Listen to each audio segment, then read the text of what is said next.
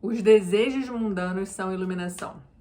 Esse é uma frase que a gente ocupa muito no budismo de Nichiren, aqui da Soka Gakkai. E isso pode ser um pouco contraditório com o que a maioria das pessoas acreditam e a ideia que tem sobre o que é o budismo. Normalmente, quando eu falo que sou budista, né, por alguma razão isso vem, as pessoas ficam assim: ah, então tá, você é vegana, vegetariana, você é. Por que você não raspa a cabeça? Sabe, coisas assim. Ou por que você não usa aquela roupinha daquele jeito? Enfim, isso é uma confusão que as pessoas fazem, porque elas estão limitadas ao conhecimento de que o budismo é somente as pessoas que fazem práticas ascéticas, ou seja, pessoas que se privam de algumas coisas para poder atingir a iluminação, ou enfim, ou ter algum tipo de benefício para a própria vida. Isso não é o budismo de Nichiren Daishonin, não é o budismo da Soka Gakkai. O budismo, de maneira geral, igual que, vamos dizer, o cristianismo, tem várias escolas diferentes, tem várias interpretações diferentes. E você sabe, por exemplo, no cristianismo, se você fala assim, eu acredito em Deus e Cristo. Mas isso pode variar muito de pessoa para pessoa, não no que, em quem ela acredita, mas nas práticas que ela faz no dia a dia, porque a interpretação, não sei, da Igreja Batista ou da Igreja Católica podem ser muito diferentes, né? Então existem, vamos dizer, regras ou coisas bem distintas, né? E isso também se aplica ao budismo. O Siddhartha Gautama, Buda Shakyamuni, aquele Buda que muitas pessoas conhecem, não é o Buda gordinho, mas o Buda que é magrinho, tem uma orelha grande, normalmente é retratado debaixo de uma árvore, que foi onde ele atingiu a iluminação quando ele estava meditando, e tá com a mãozinha assim. Esse Buda, que é o Buda original, o Buda histórico, desculpa, não é original, o Buda original é Nichiren Daishonin. Enfim, ele, quando começou a pregar, ele falou diversos sutras. Por que falou? Porque as outras pessoas que escreveram, beleza? Então existem muitos sutras, muitos livros, vamos dizer assim.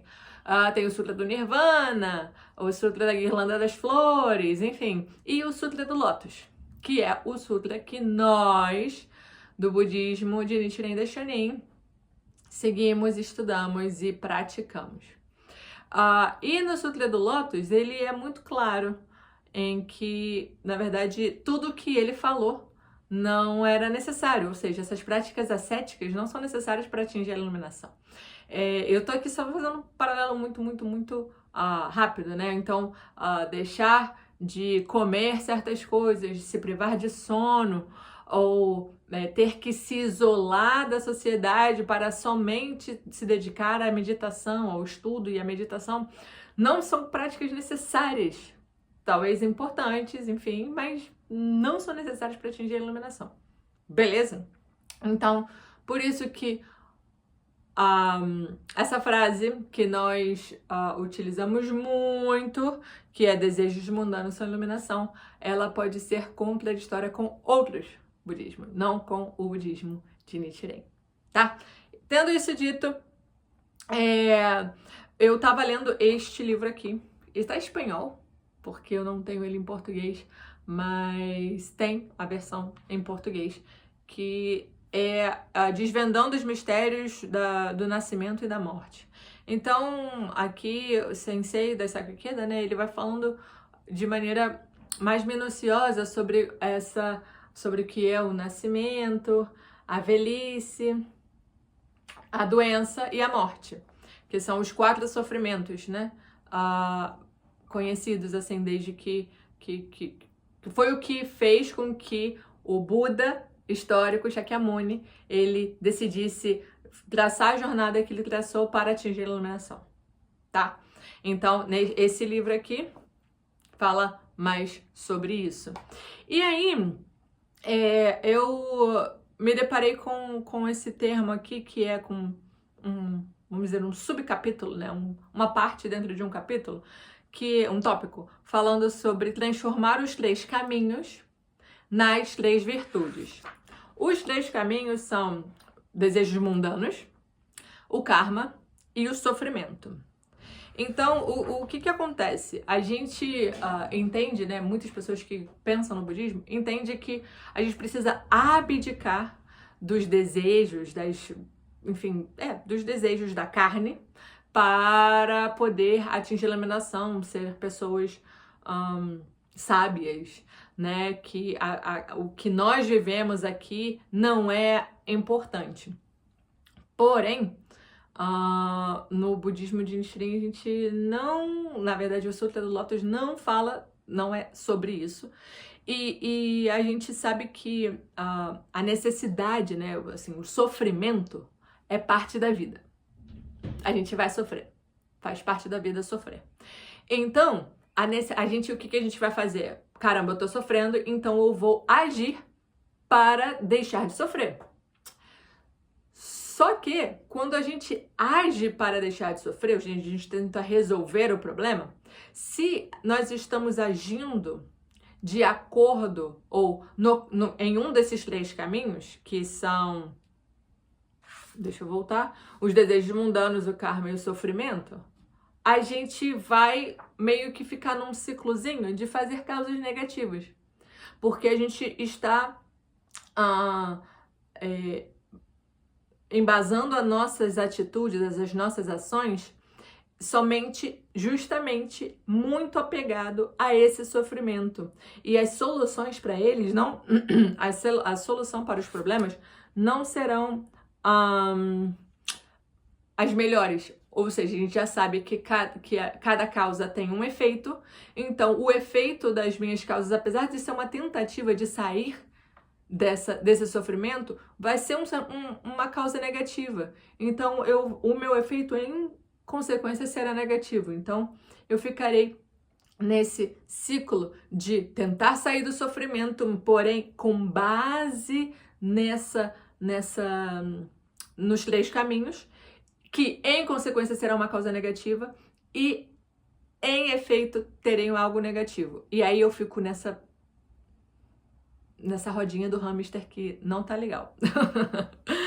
Então, assim, mas então como que eu transformo os 3 caminhos, vamos dizer, 3 caminhos negativos, para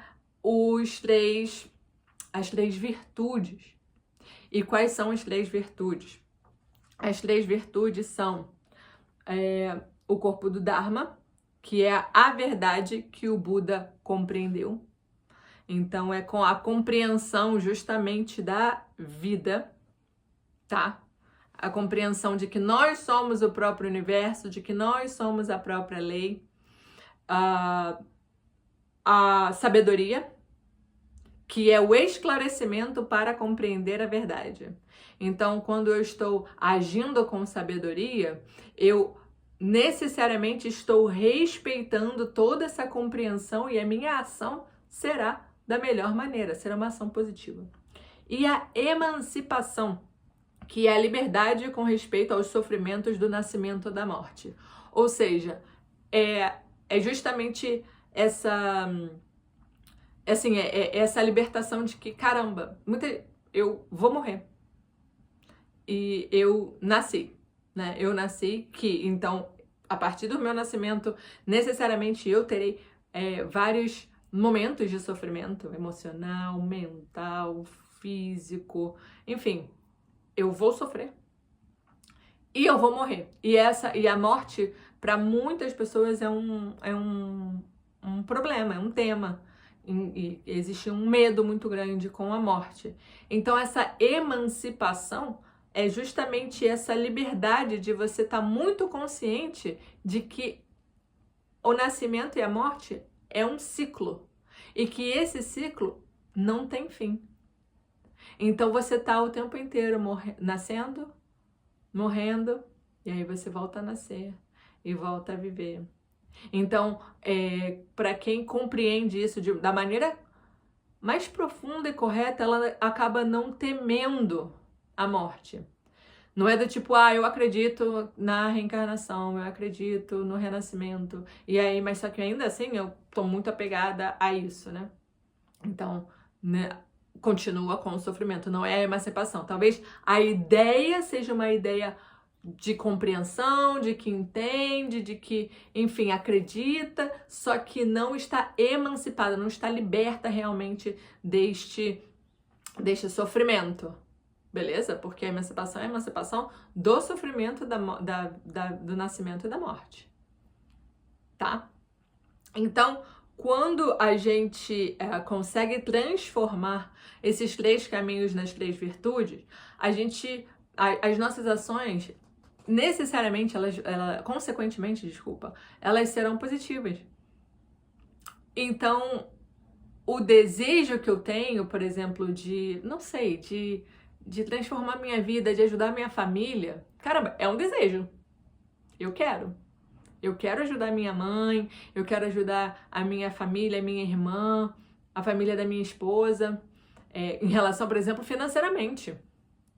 Então, se fosse, vamos dizer, de outras, talvez, outro segmento do budismo, eu estaria isolada, eu talvez não estaria lidando com esse problema.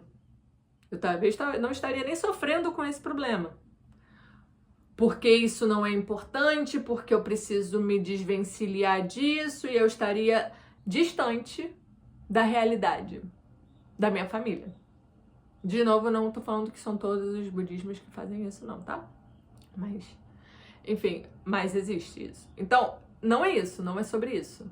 É sobre eu tenho esse desejo de transformar a minha realidade, a realidade da minha família financeiramente, tô falando aqui reduzindo a esse ponto. Então, as minhas ações não podem ser somente pela ganância, somente, sabe, pelo desejo por si só, somente para ter conforto e ponto. Não. Eu tenho que fazer isso em que eu possa ajudar minha família, talvez incentivar outras pessoas a fazer a mesma coisa, sabe? Pensar de uma maneira diferente. E quando eu faço, a partir do momento em que eu compreendo esses 3 pontos, né? A verdade da vida, a ter a emancipação do sofrimento e da morte, eu não faço justamente com esse apego somente material. Beleza? Então essa transformação, ela é necessária porque a gente passa a fazer as causas positivas de acordo com vamos dizer, a engrenagem do universo.